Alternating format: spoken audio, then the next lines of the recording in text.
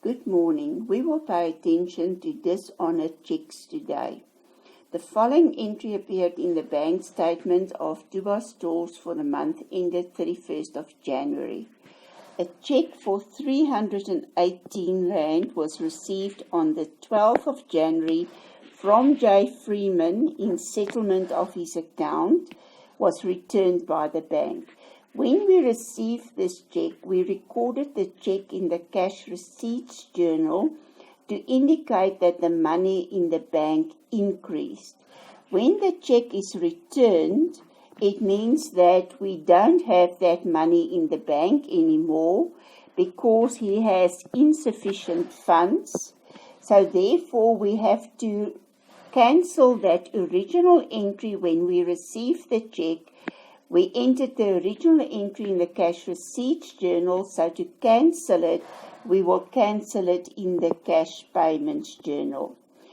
This information, you can either say it's recorded with the debit note that we receive from the bank, or we get the information from our bank statement. The date that the bank returned it was on the 19th. The check was received from Freeman. Why are we recording this entry? To record a RD check. RD means referred to drawer, so there's something wrong with the check. And we will put the amount in the bank column to indicate that the money in the bank decreases, and we will record it in the debtors control column to indicate that the debtors owe us more money.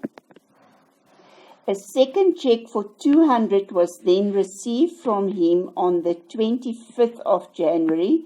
So we entered this check again in the cash receipts journal to indicate that the money in the bank increased with R200. Now this check is returned, so it means that we have to cancel that original check when we recorded it in the cash receipts journal, and we will record that in the cash payments journal. We receive the money on the bank statement, the information. The date is the 31st.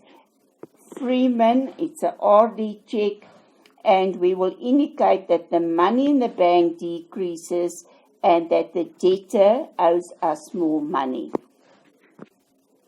In his account at the beginning of the month, he had a balance of R318. We issued a receipt to him, receipt number X13, and we recorded in a cash receipts journal when he paid his account of R318.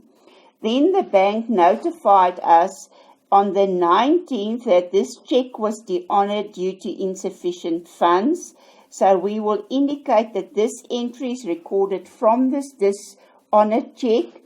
When we receive the money, we record it in the cash receipts journal. So to cancel this entry, we will record it in the cash payments journal, and we will debit his account to indicate that he owes the R318 again. Then we issued an additional receipt to him for R200, and that reduced his balance to R118.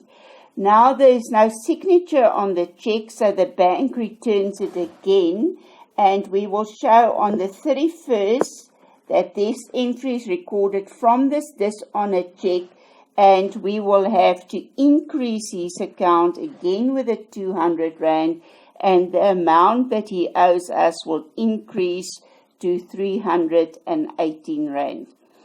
For any reason that the check is dishonored by the bank, the check will be cancelled in the cash payments journal.